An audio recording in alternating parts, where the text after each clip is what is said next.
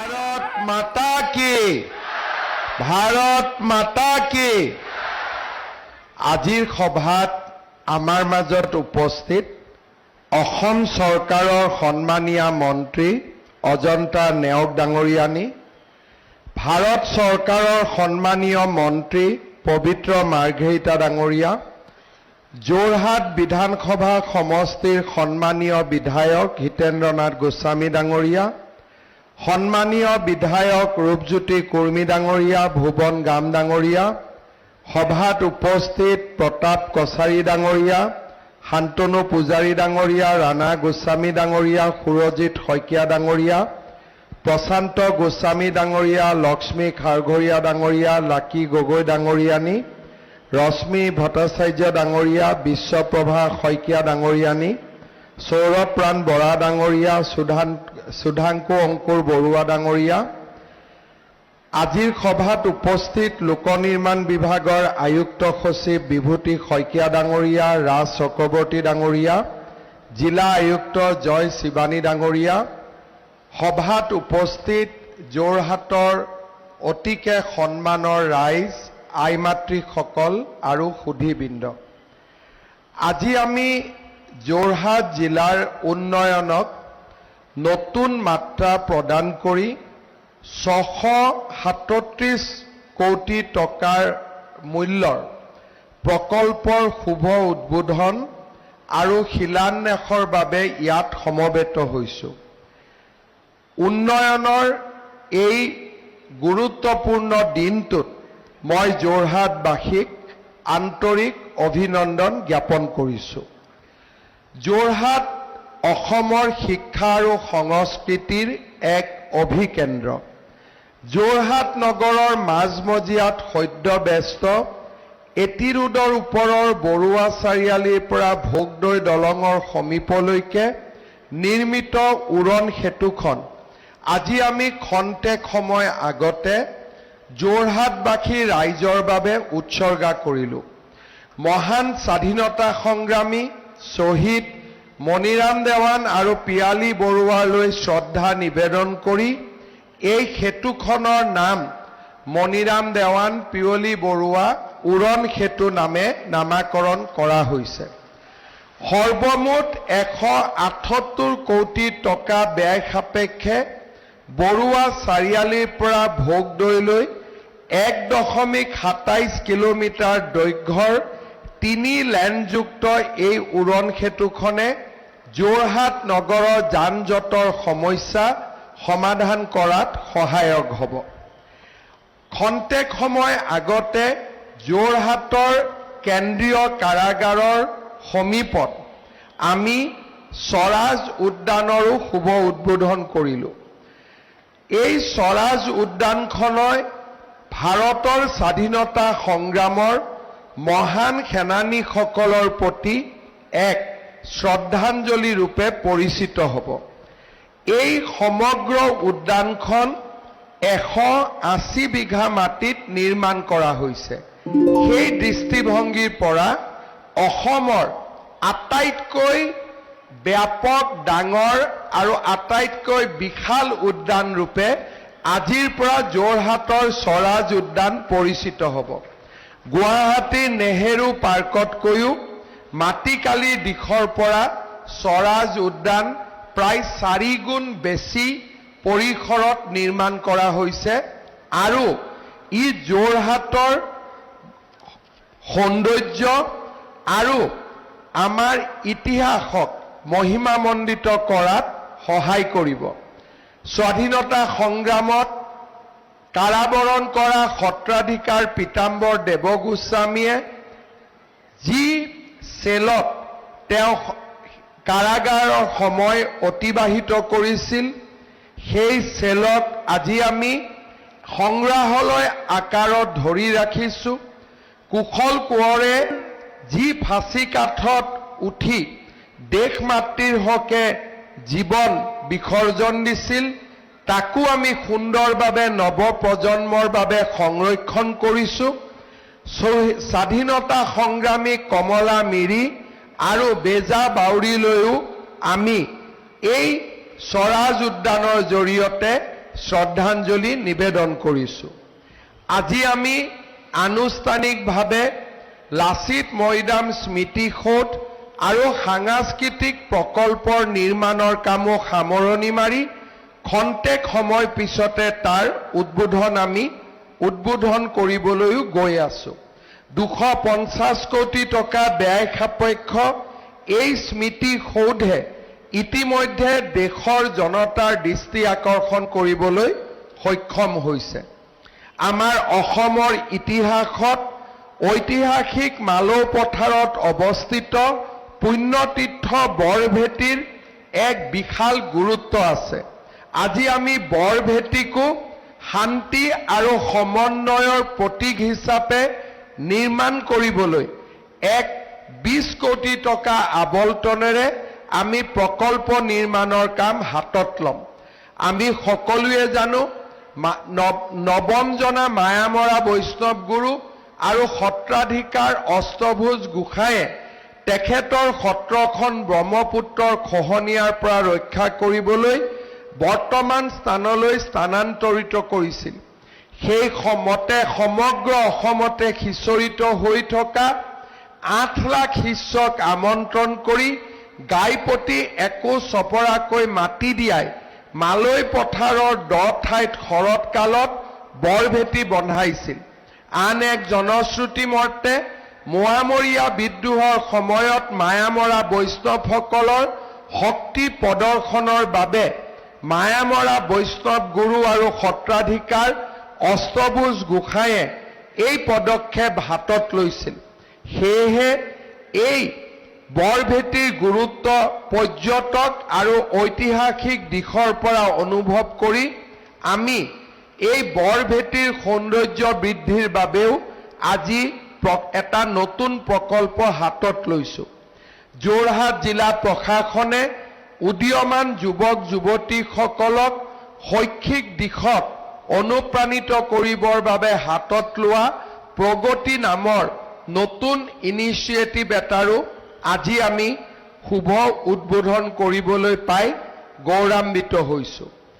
আজি আমি যি স্থানত এই সভা অনুষ্ঠিত কৰিছোঁ, এই স্থানতে আমি উৰণ সেতু নিৰ্মাণৰ কাম সম্পন্ন কৰিছোঁ আৰু খন্তেক সময় পিছতে এই উৰণ সেতু যোৰহাটৰ ৰাইজে ব্যৱহাৰ কৰিব পাৰিব।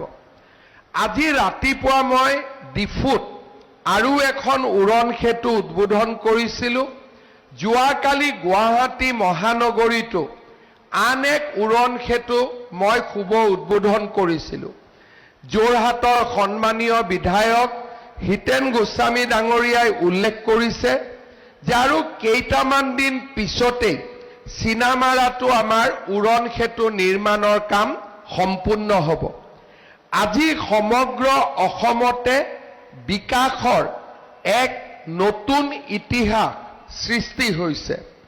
প্ৰধানমন্ত্ৰী নৰেন্দ্ৰ মোদী ডাঙৰীয়াই আমাক এটা বাণী দিছিলে, মন্ত্ৰ দিছিলে যে বিকাশৰ লগত আমি আমাৰ ঐতিহ্য আৰু আমাৰ ইতিহাসক আমি সন্মান জনাম।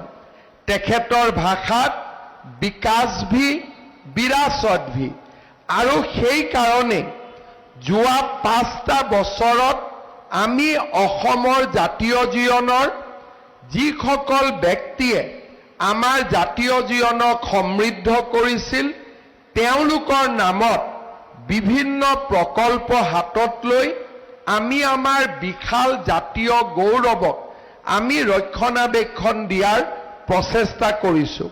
কুমাৰ ভাস্কৰ বৰ্মাৰ পৰা মহাৰাজ পিঠুলৈ, স্বৰ্গদেউ চাওলুং চুকাফাৰ পৰা লাচিত বৰফুকনলৈ আৰু লোকপ্ৰিয় গোপীনাথ বৰদলৈৰ পৰা শ্বহীদ কুশল কোঁৱৰলৈ, চিপাহী বিদ্ৰোহৰ নায়ক মণিৰাম দেৱান পিয়লি বৰুৱালৈ আৰু আলাবৈ ৰণৰ পৰা ৰংঘৰলৈ আৰু ৰংঘৰৰ পৰা বৰভেটিলৈ আজি আমি অসমৰ ঐতিহ্য, কলা, কৃষ্টি আৰু সংস্কৃতিক এক নতুন ৰূপত আমাৰ নৱপ্ৰজন্মৰ সন্মুখত উপস্থাপন কৰাৰ বাবে আমি এক দীৰ্ঘকালীন কাম হাতত লৈছিলোঁ আৰু আজি এই কাম বা কৰ্মযজ্ঞৰ ফলাফল ৰাইজে নিজৰ সন্মুখত দেখা পাবলৈ সক্ষম হৈছে। কিন্তু এই গোটেইবোৰ কাম কৰিবলৈ যাওঁতে আমি এহাতে ৰাইজৰ অভূতপূৰ্ব আশীৰ্বাদ লাভ কৰিছিলোঁ আৰু বহু ক্ষেত্ৰত আমি কিছু বাধাৰো সন্মুখীন হৈছিলোঁ। যোৱাকালি আমি য'ত মহাৰাজ পিঠুৰ নামত গুৱাহাটী মহানগৰীত আমি এক বিশাল উৰণ সেতু নিৰ্মাণ কৰিছিলোঁ, সেই স্থানত এক প্ৰকাৰে গছ কটা আৰু নকটাৰ সমস্যাক লৈ উন্নয়নৰ প্ৰক্ৰিয়াক স্থবিৰ কৰি দিব বিচৰা হৈছিল। ঠিক সেইদৰে ভোগদৈৰ আজি আমি নিৰ্মাণ কৰা এই উৰণ সেতুখনো বিভিন্ন সমস্যা দেখুৱাই এই উৰণ সেতুখনো যাতে নিৰ্মাণৰ কাম নহয় তাৰ বাবে এক প্ৰকাৰ জনমত নিৰ্মাণৰো প্ৰচেষ্টা চলিছিল। কিন্তু আমাৰ লক্ষ্য আৰু আমাৰ উদ্দেশ্য অসমৰ বিকাশ হোৱা বাবে আজি আমি এই বাধাসমূহৰ আঁতৰাই আমি মানুহৰ মাজত এক আস্থা আৰু বিশ্বাসৰ নতুন পৰিৱেশ নিৰ্মাণ কৰিবলৈ সক্ষম হৈছোঁ। উন্নয়নে এনেকুৱা এটা পৰ্যায়লৈ গতি কৰিলে যে যি যোৰহাট আৰু ডিব্ৰুগড়ৰ ৰাষ্ট্ৰীয় ঘাইপথক লৈ এদিন আমাৰ মাজত চিন্তাৰ উদ্বেগ হৈছিল, সেই ৰাজপথত মটৰ গাড়ীক বাদ দিও প্ৰধানমন্ত্ৰী ডাঙৰীয়াই বিমানেৰে অৱতৰণ কৰি এটা নিদৰ্শন দেখুৱালে যে বিকাশে যেতিয়া গতি লাভ কৰে তাক আমি কোনেও স্তব্ধ কৰা উচিত নহয়, বৰঞ্চ ইয়াক আগুৱাই দিয়াহে আমাৰ বাবে উচিত। আজি আমাৰ ৰাজ্যখন ভাৰতৰ ভিতৰতে অৰ্থনৈতিক দৃষ্টিৰে আৰু ইনফ্ৰাষ্ট্ৰাকচাৰ নিৰ্মাণৰ দিশত এখন ক্ষিপ্ৰ ৰাজ্য হিচাপে স্বীকৃতি লাভ কৰিছে। যোৱা 5টা বছৰত ৰিজাৰ্ভ বেংকৰ সমীক্ষা মতে অসমেই হৈছে ভাৰতৰ ফাষ্টেষ্ট গ্ৰয়িং ইকনমি, অৰ্থাৎ আজি ৰিজাৰ্ভ বেংকৰ দৰে সংস্থাই অসমৰ এই নতুন পৰিচয়ক স্বীকৃতি দিছে। অলপ আগতে মই ডিফুত কেঞ্চাৰ হস্পিটালৰ উদ্বোধন কৰিছিলোঁ। অহা 15 তাৰিখে তিনিচুকীয়া আৰু গোলাঘাটত কেঞ্চাৰ হস্পিটাল আমি উদ্বোধন কৰিম। আজি অসমৰ প্ৰতিখন জিলাতে চিকিৎসা মহাবিদ্যালয়, প্ৰতিখন জিলাতে কেঞ্চাৰ হস্পিটাল, প্ৰতিখন জিলাতে ব্ৰহ্মপুত্ৰৰ ওপৰত নতুন দলং, আৰু এতিয়া আমি এই পৰ্যায়বিলাক অতিক্ৰম কৰি কাজিৰঙাৰ ওপৰত এলিভেটেড কৰিডৰ আৰু গহপুৰ আৰু নুমলীগড়ক সংযোগ কৰি আমি পৃথিৱীৰ ভিতৰতে দ্বিতীয় ৰেল কাম ৰোড টানেল আমি নিৰ্মাণৰ দিশত আগবাঢ়িছোঁ। ভাৰতৰ ভিতৰত নহয়, পৃথিৱীৰ ভিতৰত ছেকেণ্ড ৰেল কাম ৰোড টানেল আজি আমি অসমত দেখা পাম।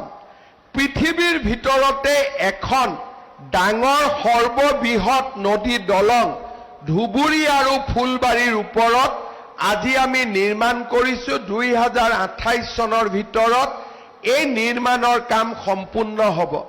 অসম আৰু মেঘালয়ৰ দূৰত্ব মাত্ৰ 10 কিলোমিটাৰলৈকে এই দলংখনে কমাই আনিব। কাজিৰঙাৰ এলিভেটেড কৰিডৰে যোৰহাট আৰু গুৱাহাটীৰ দূৰত্ব 3.5 ঘণ্টালৈ ৰূপান্তৰ কৰিব। এই ধৰণৰ আমি এটা সময়ত ভাবিব নোৱাৰা উন্নয়নৰ প্ৰকল্প আজি আমি হাতত লৈছোঁ।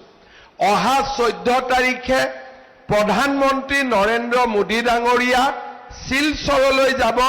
শিলচৰ আৰু গুৱাহাটীৰ মাজত 22,000 কোটি টকা খৰচ কৰি এক্সপ্ৰেছ এক্সেছ কণ্ট্ৰল হাইৱে নিৰ্মাণ কৰিব, যাৰ দ্বাৰা শিলচৰ আৰু গুৱাহাটীৰ মাজত দূৰত্ব মাত্ৰ 5 ঘণ্টালৈ পৰিণত হ'ব।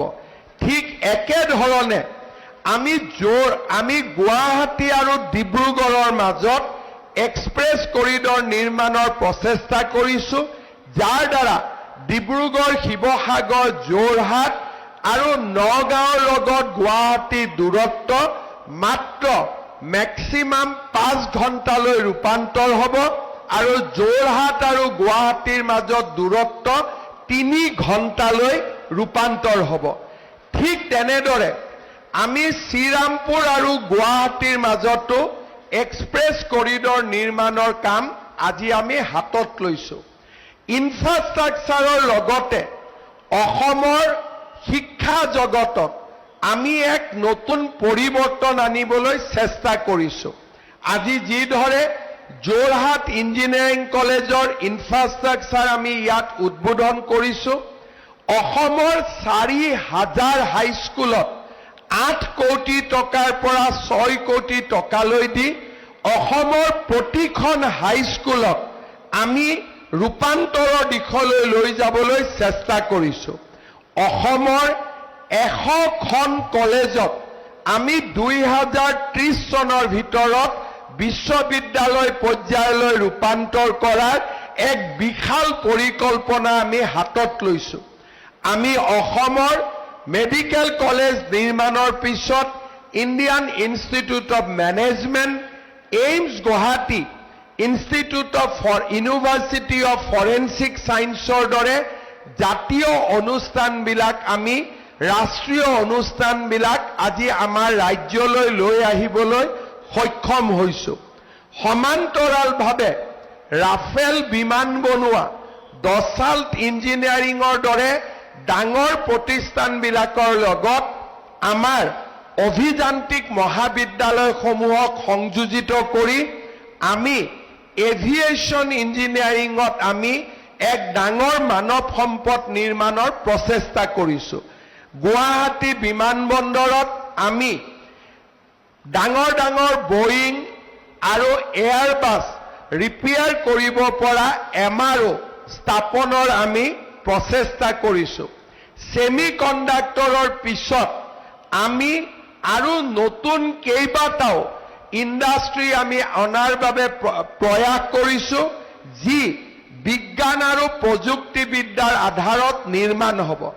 অহাকালি গুৱাহাটীত আমি নতুন উদ্যোগীকৰণৰ বাবে কেইবাটাও প্ৰতিষ্ঠানৰ লগত আমি বুজাবুজিৰ চুক্তি স্বাক্ষৰ কৰিম, য'ত বিনিয়োগৰ সংখ্যা হৈছে 2.5 লাখ কোটি টকা। অৰ্থাৎ অহাকালি আমি অসমত নতুন বিনিয়োগৰ বাবে MOU চহী কৰিম, য'ত নেকি 2.5 লাখ কোটি টকা অসমত নতুন বিনিয়োগৰ প্ৰস্তাৱ কৰা হ'ব। আৰু যোৱা 5 বছৰত আমাৰ ৰাজ্যৰ ঘৰুৱা উৎপাদন 3.5 লাখ কোটি টকাৰ পৰা আমি 8 লাখ কোটি টকালৈ লৈ যাবলৈ সক্ষম হৈছোঁ। আৰু 2028 চনত অসমক আমি 10 লাখ কোটি টকাৰ অৰ্থনীতিলৈ ৰূপান্তৰ কৰাৰ দিশত আমি দ্ৰুত গতিত আগবাঢ়িছোঁ। অৰ্থাৎ আজি আমাৰ অসমত জ্ঞান, প্ৰজ্ঞা, ইনফ্ৰাষ্ট্ৰাকচাৰ, শিক্ষা, সংস্কৃতি, ক্ৰীড়া, বিজ্ঞান সকলো দিশতে আমি এক নৱজাগৰণৰ দিশত আগবাঢ়িছোঁ। আজি ভাৰতৰ বৈভৱশালী, সম্পদশালী আৰু শক্তিশালী ৰাজ্যবিলাকৰ ভিতৰত লাহে লাহে অসমে নিজৰ স্থান দখল কৰাৰ দিশত আজি দ্ৰুত গতিত আগবাঢ়িছে। যোৱা 5টা বছৰ অসমৰ মুখ্যমন্ত্ৰী হিচাপে দায়িত্ব পালন কৰাৰ পিছত আজি মই আত্মবিশ্বাসী যে ভাৰতৰ সৰ্বশ্ৰেষ্ঠ ৰাজ্যসমূহৰ ভিতৰত অসমে নিজৰ নাম অন্তৰ্ভুক্ত কৰিবলৈ আৰু বহুদিন অপেক্ষা কৰিব নালাগে। আমি আজি সেই দিশত দ্ৰুত গতিত আগবাঢ়িবলৈ সক্ষম হৈছোঁ। মই এটা কথাৰে সামৰণি মাৰিম। ভোগদৈ নদীৰ ওপৰত এটা সময়ত এখন দলং নিৰ্মাণৰ প্ৰচেষ্টা চলিছিল। এই দলংখন নিৰ্মাণ কৰোঁতে ইমানেই সময় লাগিছিল যে এটা সময়ত প্ৰধানমন্ত্ৰী নৰেন্দ্ৰ মোদী ডাঙৰীয়াই নিজৰ বক্তব্যত ভোগদৈ দলং নিৰ্মাণৰ অগ্ৰগতিৰ ওপৰত মন্তব্য আগবঢ়াবলৈ বাধ্য হৈছিল। আজি যদি যোৰহাটৰ ৰাইজে ভোগদৈ দলং নিৰ্মাণৰ লগত এই উৰণীয়া সেতুখনৰ নিৰ্মাণৰ সময় যদি তুলনা কৰে, আৰু আপোনালোকে যদি এবাৰ মনত পেলায় যে ভোগদৈ দলং নিৰ্মাণ কৰোঁতে আপোনালোকে যিমান কষ্ট খাবলগীয়া হৈছিল, যিমান সময় অতিবাহিত হৈছিল, আৰু নিৰ্মাণে আপোনালোকক যিমান কষ্ট দিছিল, তাৰ তুলনাত আজি আমি মণিৰাম দেৱান, পিয়লি বৰুৱা সেতু চাওঁতে নিৰ্মাণ সম্পূৰ্ণ কৰিব পাৰিলোঁ, যি নেকি দুখন চৰকাৰৰ মাজত তুলনা নহয়, ই এক নৱ অসমক প্ৰতিনিধিত্ব কৰে যে এতিয়া পুৰণা অসমত নহয়, আমি এখন তেজাল, প্ৰাণৱন্ত আৰু জীৱন্ত অসমত বাস কৰোঁ, যিখন অসমে ছেমি কণ্ডাক্টৰৰ পৰা ফাৰ্টিলাইজাৰলৈকে, টানেলৰ পৰা এলিভেটেড কৰিডৰলৈকে, মেডিকেল কলেজৰ পৰা এইমছলৈকে, বিশ্ববিদ্যালয়ৰ পৰা প্ৰাথমিক বিদ্যালয়লৈকে আৰু মাজুলীৰ দৰে অঞ্চলতো ডাঙৰ ডাঙৰ দলং বনাই লখিমপুৰ আৰু যোৰহাটক সংযোগ কৰিবলৈ ভয় নকৰা আমি এখন প্ৰাণৱন্ত, তেজাল, জীপাল, শক্তিশালী ৰাজ্যলৈ আজি আমি নিজক পৰিৱৰ্তন কৰিছোঁ। যোৰহাটৰ একেটা ৰাস্তাতে এখন ভোগদৈ দলঙৰ নিৰ্মাণৰ কাহিনী ইতিহাসত থাকিব, যি ইতিহাস আছিল এখন পৰাজিত অসমৰ। আৰু সেই ৰাস্তাতে আজি এখন নতুন উৰণীয়া সেতু উদ্বোধন হৈছে, যি এখন প্ৰাণৱন্ত আৰু জীৱন্ত অসমক প্ৰতিনিধিত্ব কৰিব, যি কোনো প্ৰত্যাহ্বান ল'বলৈ ভয় নকৰে। আজি আমি এইখনে অসম নিৰ্মাণ কৰিছোঁ, যিখন অসমত এদিন মেডিয়াই তিয়কৰ ৰাস্তাত কিমান বোকা, কিমান খাল আৰু কিমান গাঁত তাৰ অনুসন্ধান কৰিছিল, সেই মেডিয়াক আজি আমি বাধ্য কৰিছোঁ একেটা ৰাস্তাতে কিমানখন ৰাফেল পৰিলে, কিমানখন সুখৈ পৰিলে, কিমানখন এয়াৰবাছ পৰিলে তাৰ হিচাপ ৰাইজক দিবলৈ। আপোনালোকে চিন্তা কৰক, এটাই মেডিয়া, সেই মেডিয়াই এদিন কি হিচাপ কৰিছিল, তিয়কৰ ৰাস্তাত কিমানটা গাঁত আছে, আৰু আজি সেই মেডিয়াই আমাক হিচাপ দিছে একটা হাইৱেতে কিমানখন ৰাফেল বিমান পৰিলে, কিমানখন সুখৈ বিমান পৰিলে। একেটাই কেমেৰা, একেজনেই ব্যক্তি, মাত্ৰ নতুন অসম, প্ৰাণৱন্ত অসম, জীৱন্ত অসম। আৰু এইখন অসমে বিশ্ব বিজয় কৰিব, এইখন অসমে ভাৰতৰ সৰ্বশ্ৰেষ্ঠ ৰাজ্য হিচাপে নিজক প্ৰতিনিধিত্ব কৰিব। সেই বিশ্বাস আৰু সেই আত্মবিশ্বাসেৰে আজি আমি এই উৰণ সেতুখন মণিৰাম দেৱান আৰু পিয়লি বৰুৱাৰ নামত উৎসৰ্গা কৰিছোঁ, যিসকলে এনে এখন মহান অসমৰ সপোন দেখিছিল। মই যোৰহাটৰ ৰাইজলৈ এই উৰণীয়া সেতু নিৰ্মাণত কৰা সহায় সহযোগিতাৰ বাবে কৃতজ্ঞতা জনাইছোঁ। চাওঁতে মই মুখ্যমন্ত্ৰী হিচাপে যোৰহাটত 3খনকৈ উৰণীয়া সেতু নিৰ্মাণৰ উদ্বোধনৰ সৌভাগ্য লাভ কৰিলোঁ। কোনোবা মুখ্যমন্ত্ৰীয়ে গোটেই অসমতে এখন উৰণীয়া সেতু নিৰ্মাণৰ সৌভাগ্য নাপায়। ভগৱানৰ মোৰ ওপৰত কৰবাত কিবা আশীৰ্বাদ আছিলে যে যোৰহাটতেই মই 3খনকৈ উৰণীয়া সেতু নিৰ্মাণৰ সৌভাগ্য লাভ কৰিলোঁ। কিন্তু গন্তি এতিয়াও শেষ হৈ যোৱা নাই। আৰু কেইটামান দিনৰ পিছত চিনামাৰাতো উৰণ সেতু নিৰ্মাণ হ'ব। যোৰহাটৰ ভোগদৈৰ পৰা আনি আপোনালোকক দিব বিচৰা বিশুদ্ধ খোৱা পানী প্ৰকল্পও আৰম্ভ হ'ব। আৰু অসমৰ জ্ঞান, প্ৰজ্ঞা আৰু শিক্ষাৰ প্ৰাণকেন্দ্ৰ হিচাপে নিশ্চিতভাৱে যোৰহাট উজ্বলি উঠিব। পুনৰ এবাৰ যোৰহাটবাসী ৰাইজলৈ মোৰ আন্তৰিক কৃতজ্ঞতা আৰু শ্ৰদ্ধা জনাই, স্থানীয় বিধায়ক, এটা সময় আহিছিল, নকলে ভুল কৰা হ'ব, ৰাজনীতিৰ পৰা দূৰত গৈ মই এটা শব্দ নিশ্চয় কম। এটা সময়ত যোৰহাটৰ সাংসদজনে মোক এখন চিঠি দিছিলে যে এই উৰণীয়া সেতু নিৰ্মাণৰ কাম তৎকালীনভাৱে বন্ধ হ'ব লাগে। বিতৰ্কত নোসোমাও বুলিয়ে মই হিতেন গোস্বামী ডাঙৰীয়ালৈকে চিঠিখন পঠিয়াইছিলোঁ যে আপুনি ইয়াৰ উত্তৰ এটা বনাই দিয়ক, ফ্লাইঅভাৰখন হ'ব লাগে নে নালাগে। হিতেন গোস্বামী ডাঙৰীয়াই যুক্তিৰে এই ফ্লাইঅভাৰখন কিয় হ'ব লাগে মোক লিখিতভাৱে জনাইছিল, আৰু সেই লিখিত উত্তৰ মই যোৰহাটৰ সাংসদগৰাকীলৈ প্ৰেৰণ কৰিছিলোঁ। আৰু ফ্লাইঅভাৰৰ নিৰ্মাণ কাম আমি বিশ্বাসেৰে সৈতে দ্ৰুতগতিত আগবঢ়াইছিলোঁ। সেয়ে অকল বিধায়ক হিচাপে নহয়, এই উৰণ সেতুখন নিৰ্মাণত সাহস হিচাপে থিয় দিয়া বাবে মই হিতেন গোস্বামী ডাঙৰীয়াক ধন্যবাদ আৰু কৃতজ্ঞতা জ্ঞাপন কৰিছোঁ।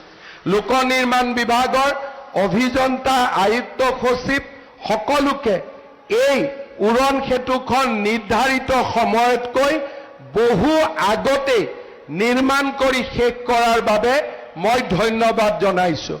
বিভাগ একেটাই আছিলে, এই বিভাগটোৱে ভোগদৈ দলঙো নিৰ্মাণ কৰিছিল, এই বিভাগটোৱে মণিৰাম দেৱান, পিয়লি বৰুৱা উৰণীয়া সেতু নিৰ্মাণ কৰিছে।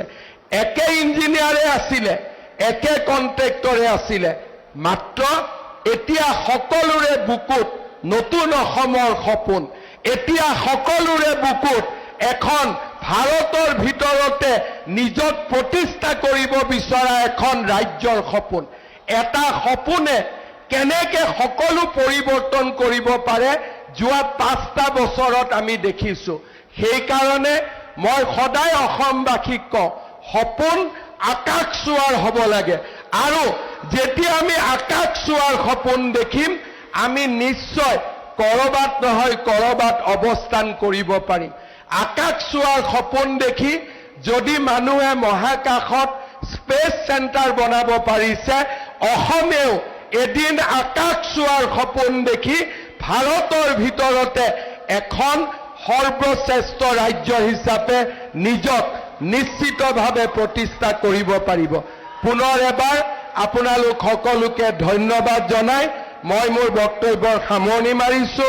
মোৰ লগত সকলোৱে ক'ব, ভাৰত মাতা কি জয় আই অসম, জয় আই অসম, জয় আই অসম। বহুত বহুত ধন্যবাদ।